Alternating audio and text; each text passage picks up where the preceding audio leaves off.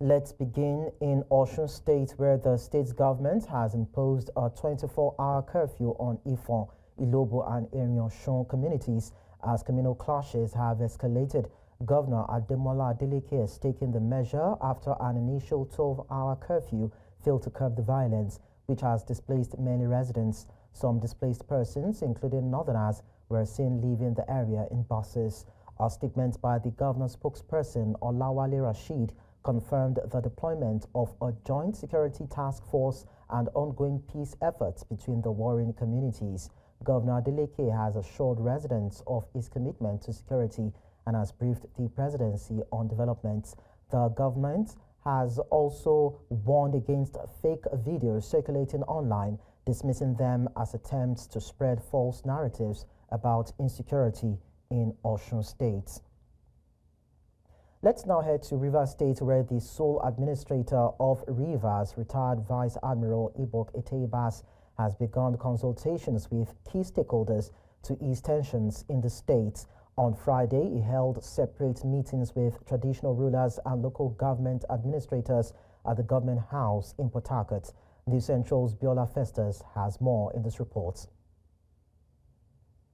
In a bid to restore calm in Rivers State, retired Vice Admiral Ibas urged traditional rulers to remain non-partisan while playing their role in maintaining stability in their communities. Your Royal Majesties, in our quest for peace and stability, it is imperative that traditional rulers shun all acts of partisanship, whether through their actions, speeches, or body language. The traditional institution must remain a neutral and impartial arbiter, respected by all for its fairness and integrity. I urge you to distance yourselves overtly and covertly from any acts of cultism, violence, community raids, vandalism, or any form of illegality. The sole administrator encouraged traditional rulers in the state to maintain open communication with their people to complement his administration's efforts in restoring order. As a former chief of the naval staff, I have dedicated my life to protecting our nation's territorial integrity and ensuring the safety of our people. It is therefore disheartening to witness the breakdown of law and order in a state as vital as Rivers State. But let me assure you, Your Royal Majesties, and the good people of Rivers State, that I am fully committed to restoring peace and order. I will do everything possible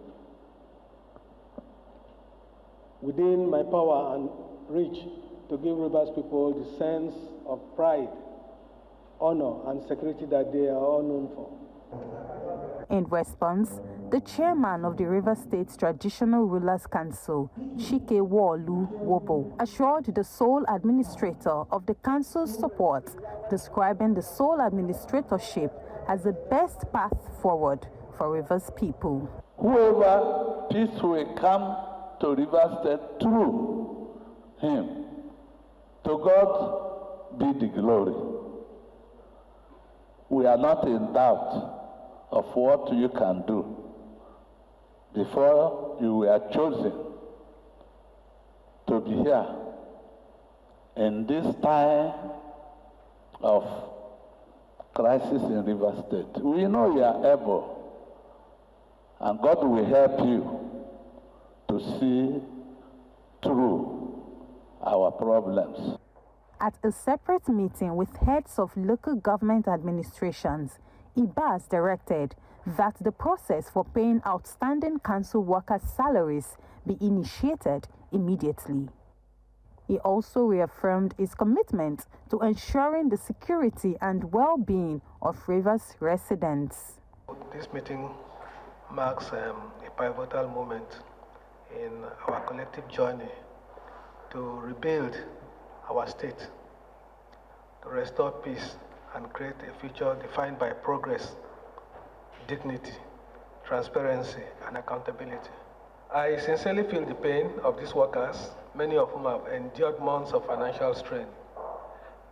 Let me assure you that the withheld allocations have now been released, and I'm hereby issue a directive that all the necessary steps be taken to ensure that these salaries are paid without any further delay. Retired Vice Admiral Ibas is scheduled to visit the State Secretariat on Monday. In River State, for News Central, Biola Festus. The sole administrator of River State, Ibokete Ibas, has advised the contractor handling the State Assembly Complex project to speed up work and deliver it as mutually agreed. Vice Admiral Ibas, retired, insisted that part of his mandate included restoring full and effective legislative activities in the state. The sole administrator gave the charge when he visited to inspect the ongoing reconstruction work on the new assembly complex located along Moscow Road in Port Harcourt local government area on Saturday. Appointed in the first place to be here to maintain law and order that will enable us go back to what the state is supposed to be. In the last 2 days, you're also aware that I had been at the executive arm of the state governance structure, and one of the pillars that is missing for now is the legislature, and for them to function effectively they also need a place to work from.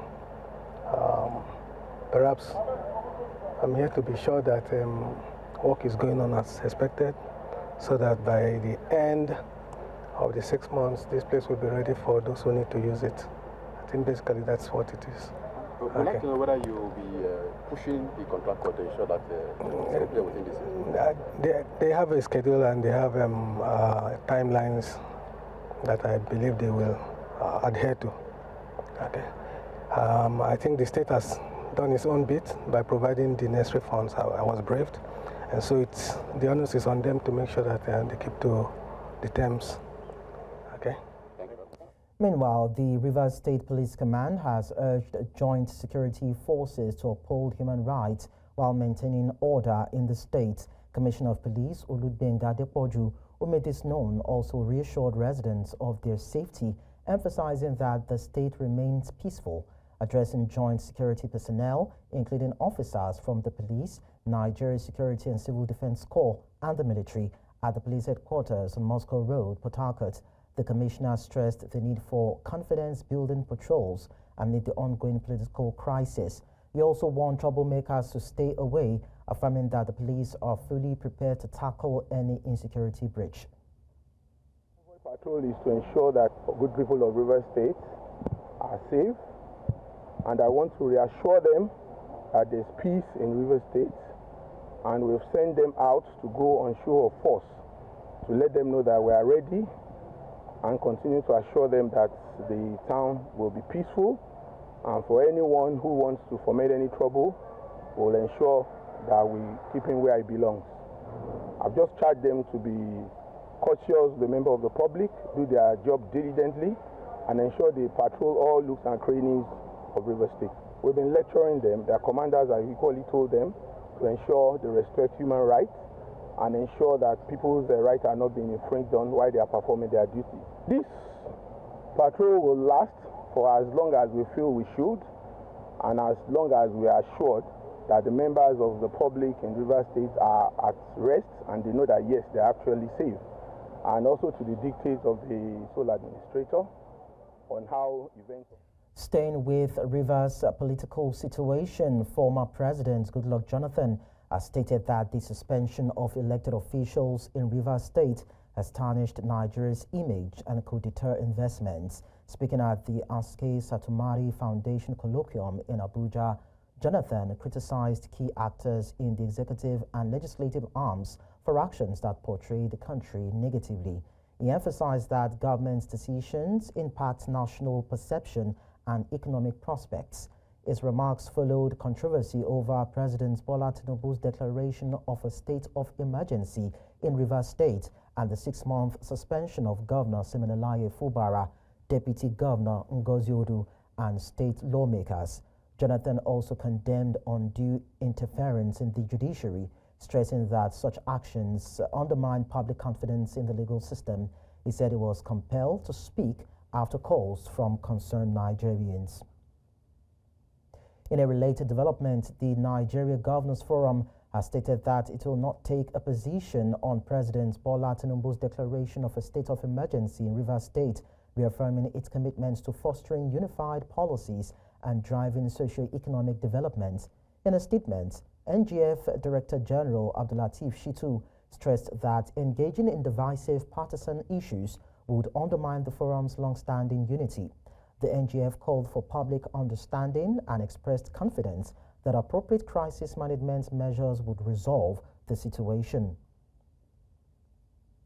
And now to discuss the developments in Rivers State, we're joined by a legal practitioner, Tsoho Osiriwaja. Thank you so much, Tsoho, for joining us. You're welcome and good evening.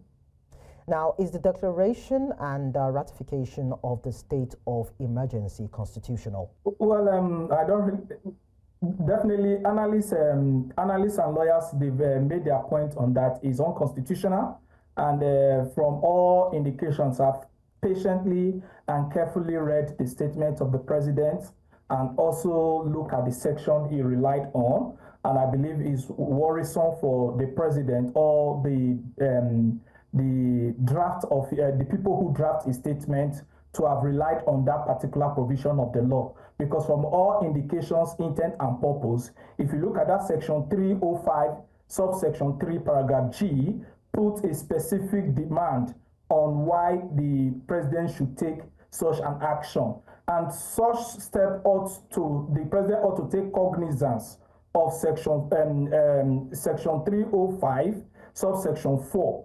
And I do tell people, if you look at what transpired in Rivers State, I think it has not gotten to the point when the president will waive out subsection 4 and just jump into subsection 5 of the subsection 5 of that section 305 of the Constitution.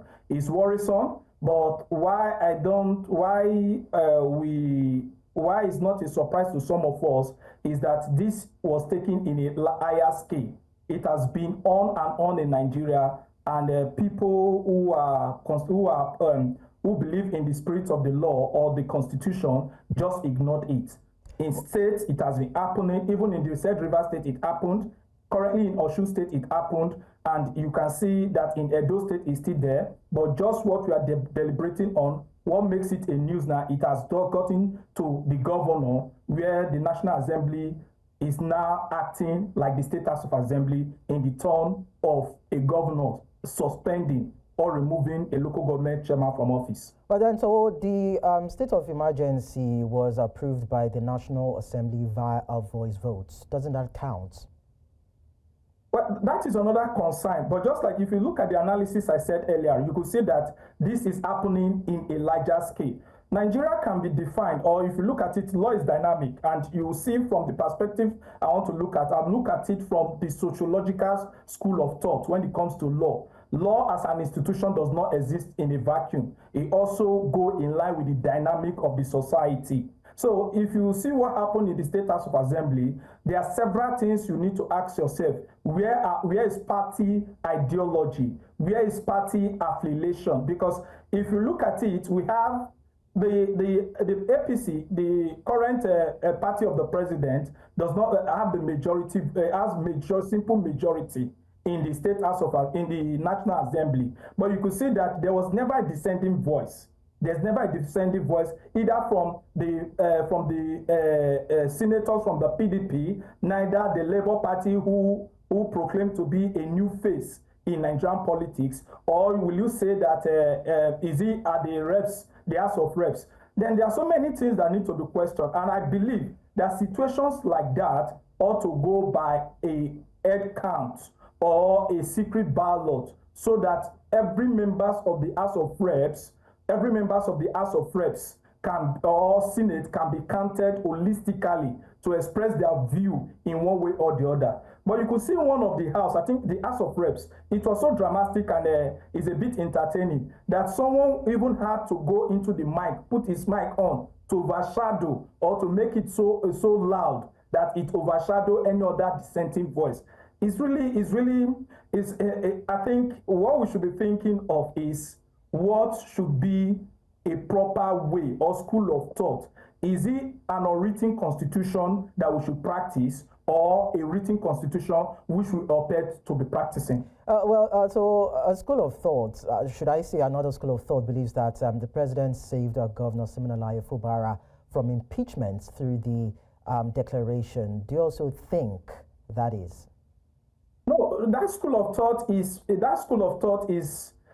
should I put, I won't say it's myopic, I won't say it's childish politically, because now we've already laid a foundation, but we don't really know the extent of that the extent of the foundation we've laid, because so many constitutional bridges is already on the ground. Now, let's assume that the matter is settled and Fubara returns as the governor of Rivers State, or the state house of reps, the state house of assembly, they all return. Now the question will not be, based on the spirit of the constitution that define the tenure of a governor, the tenure of elected member of a state house of assembly, then where would it be defined to be that they've exhausted their tenure? So you see that there is every tendency, except the court may look otherwise, because we as lawyers, ours is to express our view and opinion while the courts decide what the law says. You see that technically Rivers State will majorly, if we look at the case, if we look at several cases, you look at the case of Peter Obi in Anambra State, you see that Rivers State may drastically or technically dive into off-cycle election system. So saving the Fubara from impeachment, I think it really exposed so many things in the sense that just like the other opponent, which I don't want to really align myself to, because to me, and as a public affairs analyst, I think Wike is even more vulnerable than any other thing, because he has exposed his weakness towards his grip of his structure, to have brought in the federal mind, or to have gone by this method of settling his issues. So I don't think it's ought to be, but I think if they were wise enough, is to follow the letter of the Constitution and see Fubara impeached if they can do that, and let the system flow. Because what we are in now is really a constitutional crisis and a bad precedent for any democratic country to look up to. All right. Let's look at it from this angle, Toho. Well, it's been argued that constitutionally, what the president should have done was to hand power over to the deputy governor instead of a sole administrator. Should that have been the case? No, it wouldn't have been the case. If you look at it constitutionally, the Constitution states the provision, the Constitution states how a governor or the tenure of a governor, how a governor can be removed. And I will state it from, if you look at from section 180 of the Constitution talks about the tenure, after the elapse of the tenure of the governor. If you look at section 181, talks about the death of the governor. If you look at section 182 of the Constitution, talks about disqualification. Then if you look at section 188 of the Constitution, talks about the removal, which is the impeachment proceedings. Then if you look at section 189, talks about permanent incapacity. So these are options opened, and I think the best option they would have worked up, they would have constitutionally and politically to work up to, is that section 188, where is the impeachment. So the president has no right, I agree, I state it clearly, the president has no right to remove a democratically elected governor of a state, just as some of us were crying and also shouting. But just like all the pressure group, like the Niger Bar Association, they've done the press conference and it ends there, because I believe by now that the Niger Bar Association as association would have taken this matter to court as a public interest group to protect the integrity of the Constitution. So I think it cannot. The state of, look at what happened in Plateau State in 2004. You could see what the Supreme Court said when Obasanjo tried to implement what happened in 1962 in Western Region. And the Supreme Court tongue-lashed the process adopted and reinstated Darie. Do you understand? And I think during our school time, our constitutional lecturer will say, okay, we excuse Obasanjo from his military background. Do you understand? We excuse Obasanjo from his military background. But if you look at Tinubu, who is alleged to be one of the pioneers, the Wandekos, do you understand? The pioneers of fighters for democracy. Okay. I think this is too much to be attached to his personality. Well, the NBA has come out to say that it has limited powers in cases like this, and the Ijaw Youth Nation has actually dragged the president to the ECOWAS court. So we wait and see if there will be any sort of justice for those who feel aggrieved about this declaration. Toho Seruwaja, thank you so much for sharing your thoughts with us. You're welcome, Lekon. Let's go on a very short break. Borno man assaults a minor for plucking mangoes in his compound. When we return, we will tell you more about this and bring you other stories. To stay with us.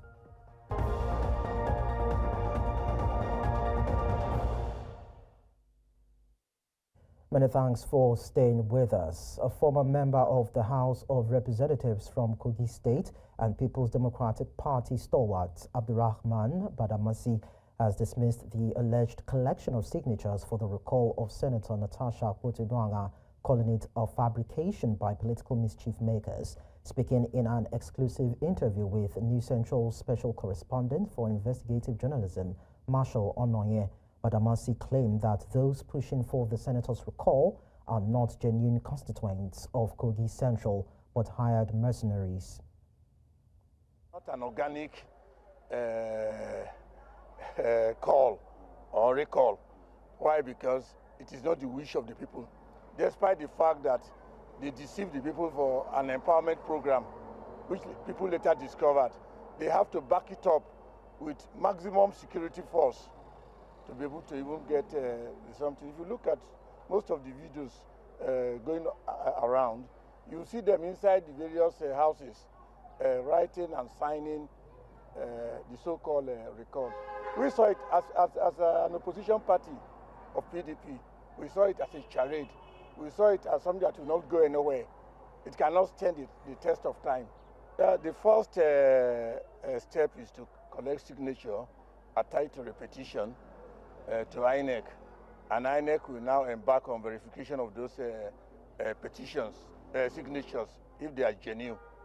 Thereafter, they will call for a referendum of yes or no. They are on their first stage, and we notice extreme fraud in the collection of signature. On that one, we'll wait for them in the verification exercise so that we expose. And talking about alleged human rights abuse in Borno State, northeast Nigeria, a young schoolgirl has been hospitalized at the University of Maiduguri Teaching Hospital after suffering severe injuries from a brutal assault by a man identified as Maman Shatima Baba. New Central's Umar Karawa has been following the story and brings us the latest details. A disturbing amateur video captures the moment a young schoolgirl was viciously assaulted in Maiduguri, the capital of Borno State. What began as a simple act of plucking mangoes from a tree at Pampamari bypass escalated into a shocking case of violence that left the girl in critical condition. This is a case not for the father of the girl, but it's for the state. And people like you as journalists, at least you make it to the whole world to know that justice has been done to the girl, so that they will know that in Borno, because we have a law, Child Protection Law 2021, that is has been domesticated. And then we have the VAP Act law, where it says if you see somebody inflicting an injury on somebody, he should either go for 10 years imprisonment and pay the sum of 500,000 or both. And then anybody that sees the person committing that offense and did not report will serve 5 years imprisonment and then pay the sum of 250,000. So these are laws that have been written. So I think that we'll go by the law, and we make sure that justice is being given to this little girl. Following public outcry over the video, operatives of the Nigerian Security and Civil Defense Corps arrested the suspect. Maman Shatima Baba admitted to his actions, claiming frustration over repeated instances of students plucking mangoes from his tree. The suspects were arrested by efforts of community members and the Nigerian Civil Defense Corps Borno State Command, who apprehended the suspect, and the suspect was held with them not until yesterday, where due to the inclusive partnership between the police and the civil defense, the police are at advantage in ensuring that with the gender desk office that we have, seamless investigation and discreet investigation will commence. The 14-year-old girl, Hawa Muhammad Goni, sustained multiple bruises and injuries and is currently receiving treatment at the trauma center of the University of Maiduguri Teaching Hospital. We spoke with her father, Muhammad Goni, who shared his distress over the assault on his daughter.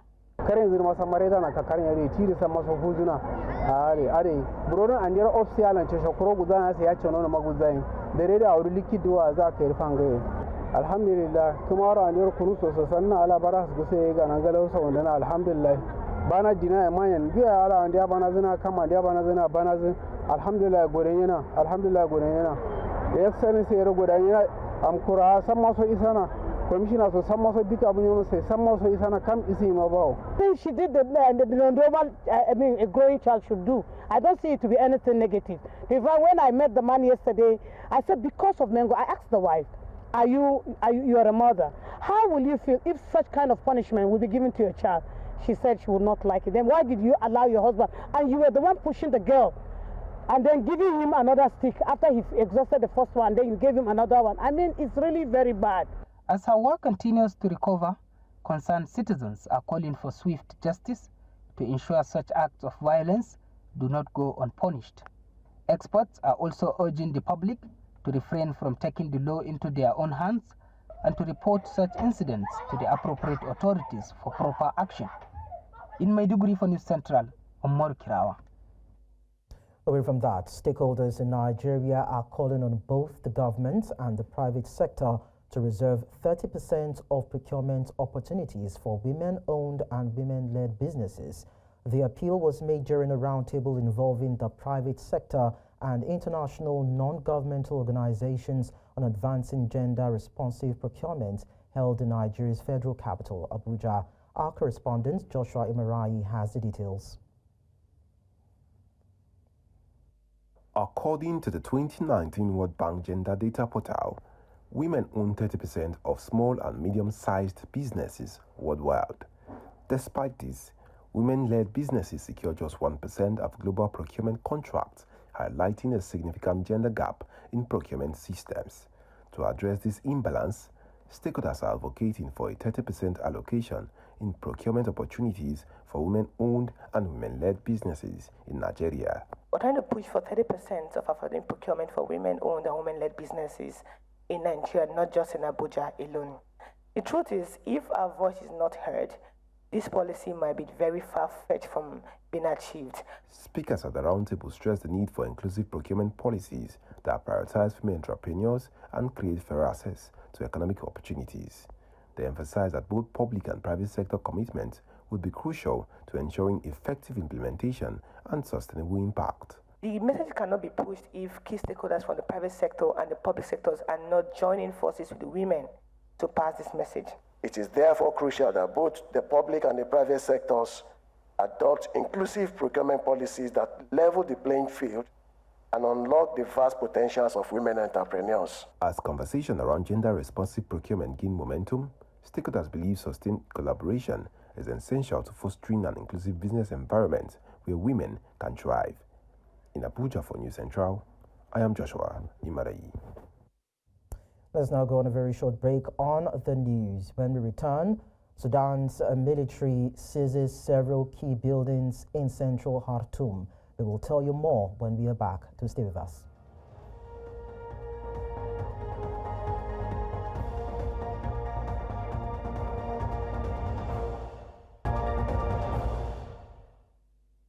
I'll tell you that Niger Republic has declared 3 days of mourning after 44 civilians were killed in a brutal attack by militants linked to the Islamic State in the Greater Sahara. According to the Interior Ministry, heavily armed attackers stormed a mosque in Kokorou Fambita quarter during a praise, killing worshippers. At least 13 others were wounded. The assailants also set fire to markets and several homes before fleeing. Authorities have promised to hunt them down and bring them to justice. The attack occurred near the borders of Burkina Faso and Mali, a region that has long been plagued by terrorist violence. Territoire.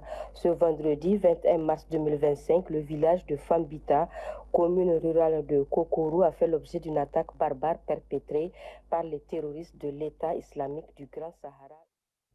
To Central Africa, Sudan's military has seized several key buildings in central Khartoum from paramilitary forces following the recapture of the presidential palace. Army spokesman Nabil Abdallah confirmed the takeover of the central bank, state intelligence headquarters, and the Sudan National Museum. The military has continued to apply pressure on the rapid support forces, which have withdrawn from some locations but still control parts of the heavily damaged airports. The battle for Khartoum's government and financial district has strengthened the army's position, securing strategic road routes. However, analysts warn that the conflict, which has killed tens of thousands and displaced millions, is far from over. Army Chief Abdel Fattah al-Burhan has vowed to press on until Sudan is fully liberated as clashes between the two forces intensify. نحن الليلة جينا قيادة المنطقة العسكرية في ولاية البحر الأحمر لنحتفل مع قواتنا المسلحة بالنصر العظيم اللي تم تحقيقه اليوم، استعادة القصر الجمهوري رمز الدولة السودانية. بالنسبة لنا استعادة القصر الجمهوري هو تحرير الخرطوم، فيبقى ما فضل في الخرطوم حاجة، فألف لكم مبروك يا شعب وألف مبروك لكم يا جيش. In the meantime, Sudanese Army Chief Abdel Fattah al-Burhan says the military is making steady progress in its mission to reclaim Sudan following the recapture of the presidential palace in Khartoum from the paramilitary rapid support forces. Addressing a crowd in Al-Kam Lane in central Al Jazeera state, Burhan described the victory as a significant blow to the ISF, which has been engaged in a fierce battle with the army for control of the country.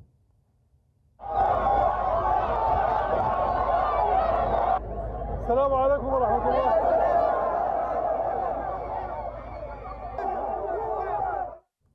Away from that, Namibia's newly elected president, Netumbo Nandi-Ndaitwah, has promised to expand agricultural investment and diversify the country's resource-driven economy to address high unemployment. Speaking after her swearing-in, Namibia's first female president stressed the urgent need to create jobs, particularly for young people. She emphasized that economic diversification would ensure greater benefits for citizens from the country's vast natural resources.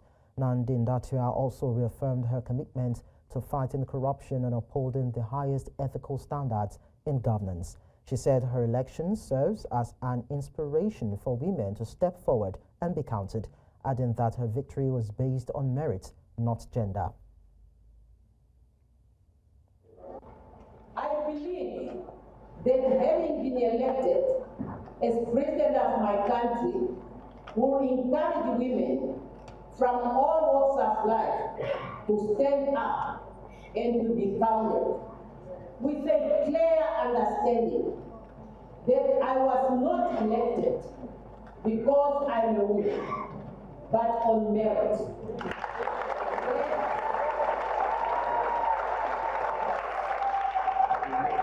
That is to say, as women, we should not ask to be elected to position of responsibility because we are women, but because we are capable members of our we will increase investment in the development of infrastructures to open investment opportunities, enhance economic productivity, promote economic growth, and improve the quality of life. Still ahead on the news. Thousands joined racism discrimination protests in Paris. We'll bring you the details and the rest of the story after the short timeout. Join us again.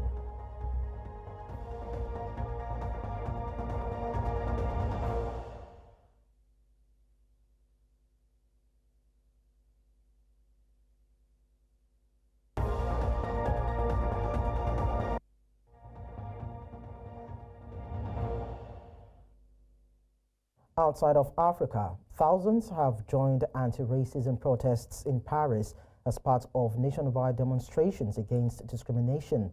However, the event has been overshadowed by controversy involving the France Vowed party, which has faced backlash for publishing an image of right-wing media star Cyril Hanouna. The image showing Hanouna, who was born into a Jewish family of Tunisian descent, frowning against a black background, has been widely criticized as anti-Semitic. Critics have condemned the post, accusing LFI of fueling division amid rising political tensions in France. The protests have drawn diverse crowds advocating equality and social justice, with demonstrators calling for stronger measures against racism and intolerance.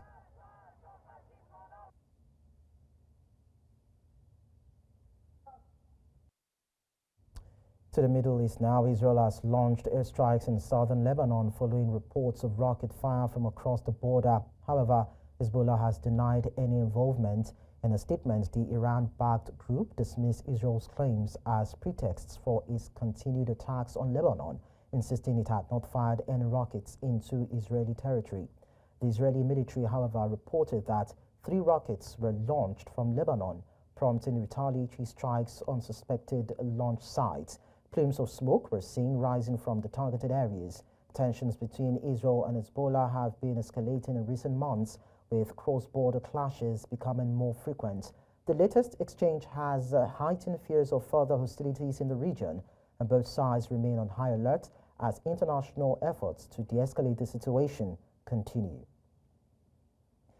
A French court has sentenced terrorist Mehdi Namochi to life in prison for holding 4 journalists hostage in war-torn Syria more than a decade ago.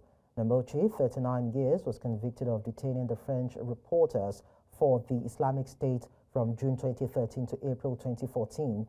The sentence includes a minimum of 22-year jail term before being eligible for parole.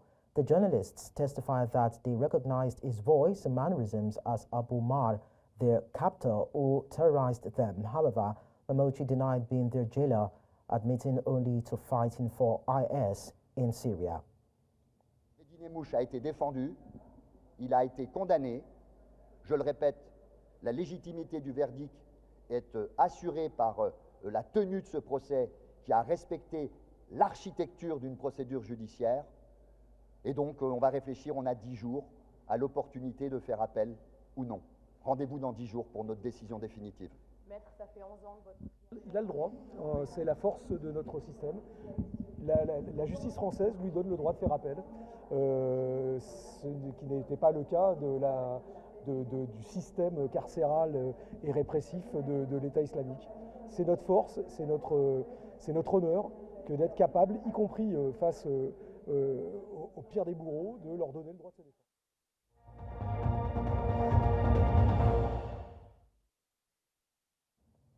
Talking business now, Nigerian brands are tapping into market trends and consumer psychology, positioning themselves as luxury labels with premium pricing.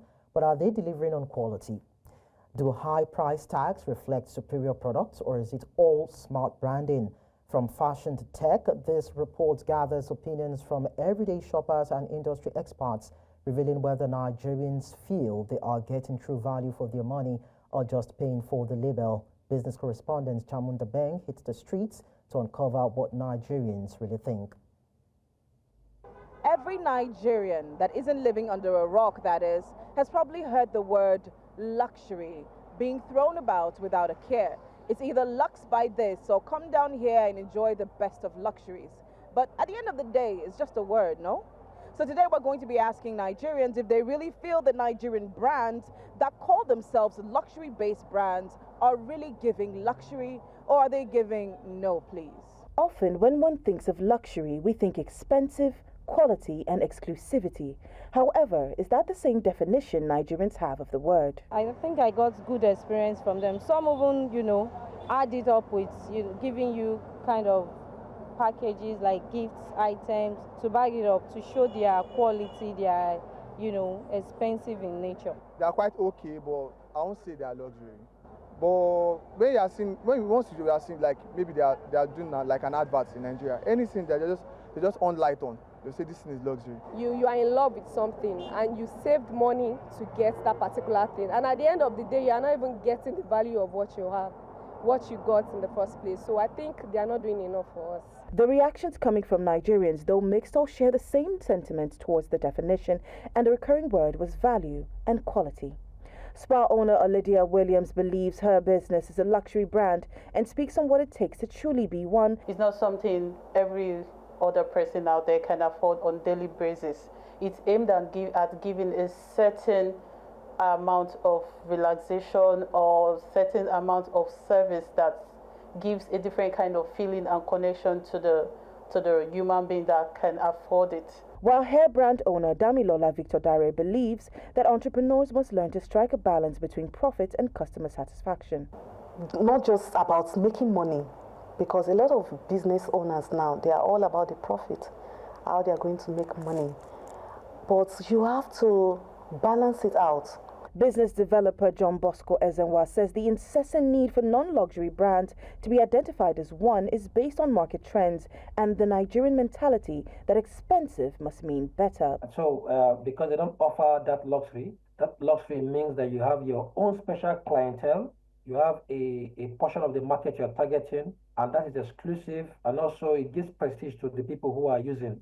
Now, because they are not doing this, or these companies who claim to be are not offering these services, at the end of the day, they don't last. They move on to other things. They begin to branch into other part of the value chain that offer that luxury, using the kind of clientele that they have met. Your brand means everything to your business.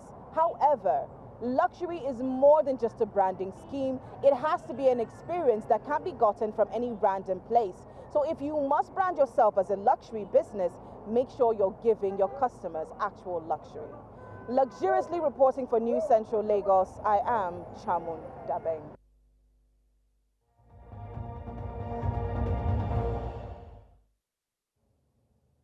In sports, Zimbabwe's national team has touched down in Nigeria ahead of a crucial 2026 World Cup qualifying match.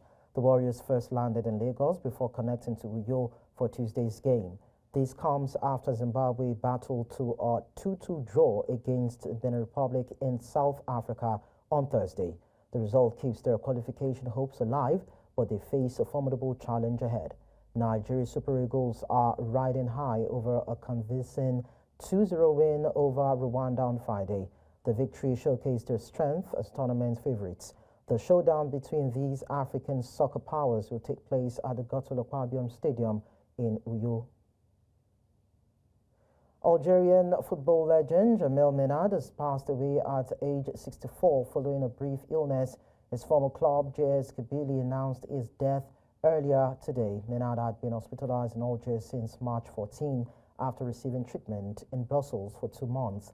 The celebrated forward represented Algeria 79 times, scoring 25 goals during his 15-year international career. He was named Algerian Sportsman of the Year in 1985 after helping his country qualify for the 1986 World Cup in Mexico. Menad was the top scorer at the 1990 Africa Cup of Nations, where Algeria won the trophy on home soil. Finally, world number 3, Carlos Alcaraz, suffered a shock early exit from the Miami Open on Friday as Belgian veteran David Goffin fought back for an inspired 5-7, 6-4, 6-3 win at Hard Rock Stadium on Friday. The 34-year-old Goffin beat Alcaraz 3 years ago in Astana in their last meeting, and sensing the Spaniard was far from his best in the opening set, he went on the attack. The 55th ranked Goffin, whose world ranking reached number 7 in 2017, struck some glorious winners, while Alcaraz was struggling with unforced errors. And that's all at this hour. But before we go, we'll look at our top stories again. Osun State government has imposed 24-hour curfew on Ifon, Ilobo, and Osun communities as communal clashes escalate. Former President Goodluck Jonathan has faulted the suspension of elected officials in Rivers State, said sanction has tarnished Nigeria's image. We also told you that Sudan military has seized key buildings and pushed back RSF in Khartoum. Do send your eyewitness report to the WhatsApp number on your screen. And you can follow us on social media. We are at News Central TV. Do watch us live on DSTV channel 422, GoTV channel 23, Star Times channel 274, Avo TV, and YouTube. Many thanks for watching. I am Lekon Onobanjo.